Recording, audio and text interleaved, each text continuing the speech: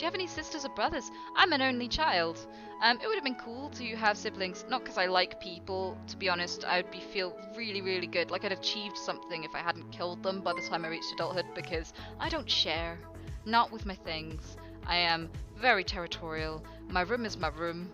So, that aside, if they survived me, it'd have been cool, because I've been a full-time carer for most of my life, so it would have been awesome to have someone to help out, or someone to hang out with, because sometimes being a carer can be very isolating.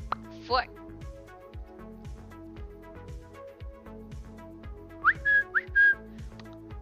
Go on. Can I fry your dick? Go on, let me fry your dick. Go on, let me fucking fry your dick, bitch. Woo! But as I was saying, there are TVs, kitten. There are TVs in the waiting rooms. So there was cooking shows on, and there was these two cooks. I think they were like the Fat Bikers or something. I think that's the show.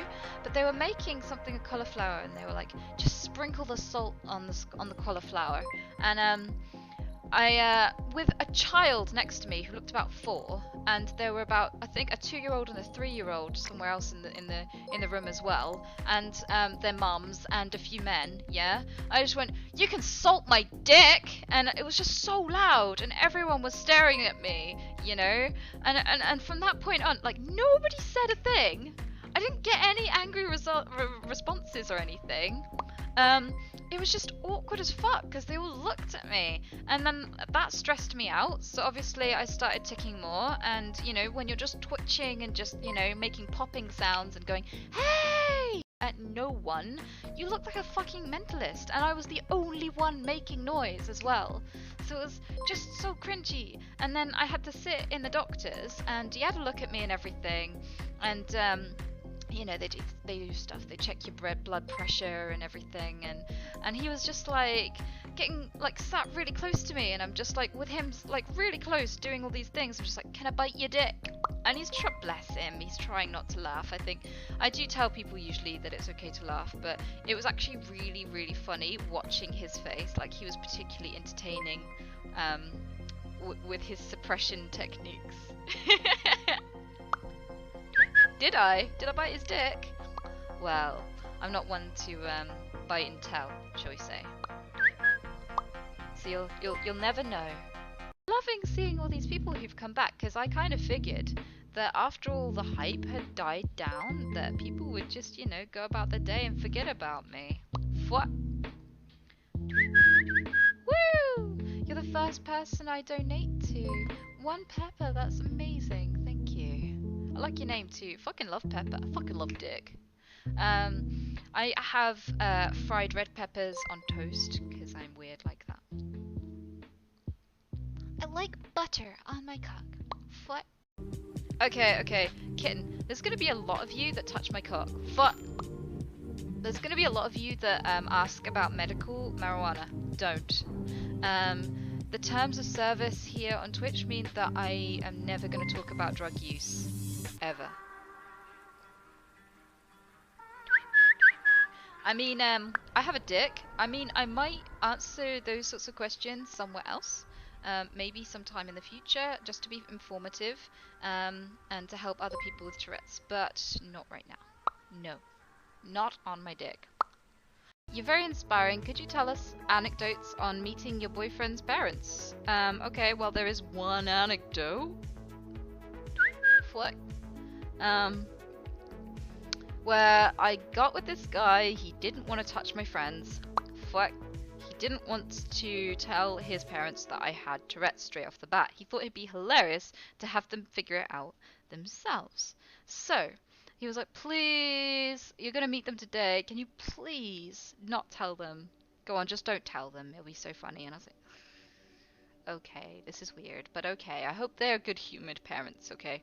So, we go out, and so much happened. I tried to suppress so hard, but I kept going, "Cat!" And they kept looking around like, "Oh, where?" And because I was so enthused about this cat, and there was just wasn't one, and they'd look around, and then they'd look at each other like, okay. And we went into a supermarket, and There was this dude, he was leaning over into the frozen section, just bent over, and I spanked him, like real hard, and he just, he turned around with his like fists ready to go. I guess he expected me to be a dude for some reason. And I wasn't a dude. I fucked a friend. Fuck. Cunts. What he did, he kind of paused, he looked me up and down. I'm pretty sure he wasn't sure about how he felt about it anymore. And I don't know whether the confusion was, am I allowed to knock a little woman the fuck out without getting arrested?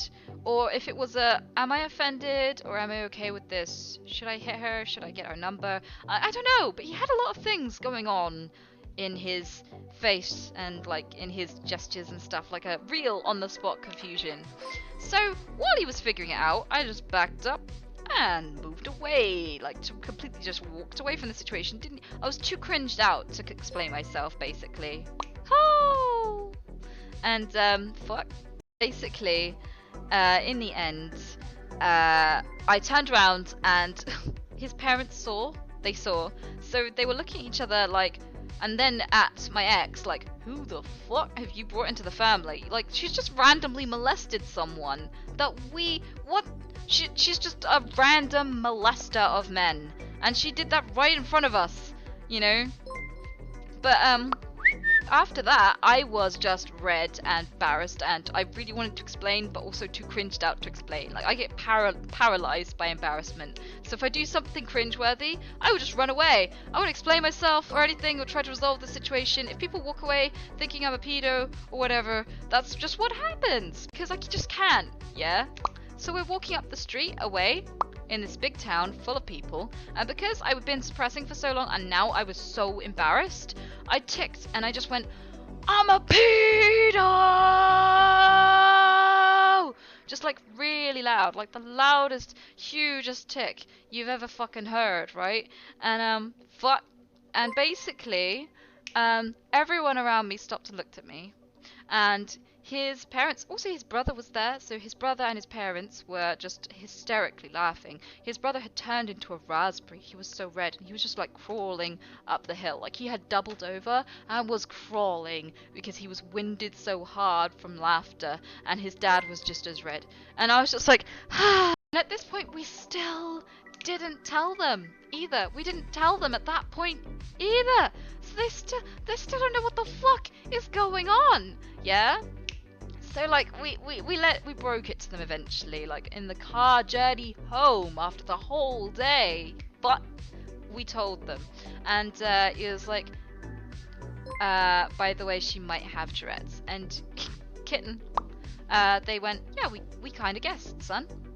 We kind of guessed. It's cool. And they greeted me every time I walked into the house for a while, just by going, I'm a pedo! Like there's a chorus of it. Like the whole family would join in. So yeah, that's probably my biggest dating anecdote, basically, in a nutshell. Things happen on the wall that freaked me out. What? Do you believe in God? Have you ever encountered something that made you question it? BKHTRV. Interesting name. Thanks for the bits. I fucked a kitten. I have been raised in a completely atheist family. I know nothing about God. I know nothing about anyone's God. It's not to say that I believe or disbelieve, it's just not something I've ever looked into in any sense, not even a historical one. I mean, I was home educated. I didn't even have religious studies, so I just know nothing about it. What? Hey! Medical professionals were like, well, if you're not hearing voices, then you're probably attention seeking and you'll grow out of it and shit like this, and it makes you so insecure and afraid that people are going to hate you just for being who you are and going to hate you for something that you can't stop doing. So, like, one of the things that I get messaged about the most here on the stream is that loads of people feel emboldened and feel like amazed and accepted because they're seeing Tourette's be accepted, and that's a huge thing for them. And to see like loads of media articles saying, oh, you must be faking it because you're visible and you have a disorder, is kind of fucked in the message that it sends to those people that actually, wait, maybe there isn't as much acceptance. And That is really horrible, harsh thing to do to someone just because they're being visible. Like, I've not done anything wrong. Are you right or left-handed? Why do people keep asking me that? Okay, so I don't have a dominant hand really. I mean, most things are no, right-handed, so I end up using that hand predominantly because things like scissors and stuff are right-handed, but I can use either to write and stuff. I'm not picky. So let me just go shut off the light, and I will touch a cup.